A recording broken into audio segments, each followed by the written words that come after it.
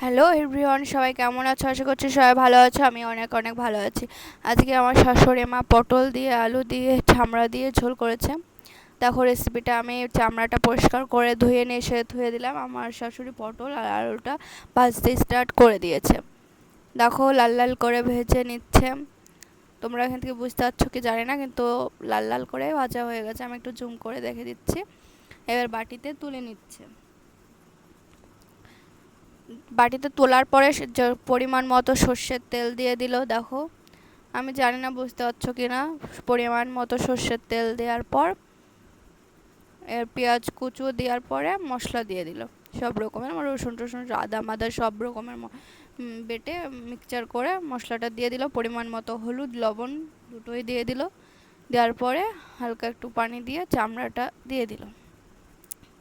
চামড়াটা দেওয়ার পরে কষা স্টার্ট করে দিল। এবার কষে নিচ্ছে। দেখো ভালো করে একটু কষে নেওয়ার পরে চামড়াটা ভালো করে কষে নেওয়ার পরে আলু আর পটলটা দিয়ে দিল। দেওয়ার পরে একটু ঢেকে দিল। দেখো ঢেকে দেওয়ার পরে দেখো তোমরা বুঝতে পারছো কি তেল ছেড়ে দিয়েছে, চামড়া থেকে তেল ছেড়ে দিয়েছে। দেওয়ার পরে পরিমাণ মতো পানি অ্যাড করে দেবে। পানি দিয়ে দিল পরিমাণ মতো, যেটুকু রাখবে। পানিটা ফুটে এসছে। দেখো এবার হয়ে এসছে, চামড়ার তরকারি হয়ে এসেছে। এবার বাটিতে একটু গরম মশলা দিয়ে দিল মা। গরম মশলাটা দেওয়ার পরে এবার বাটিতে ঢেলে নিল। আর কেমন হয়েছে সবাই জানিও কমেন্ট করে। Tata guys.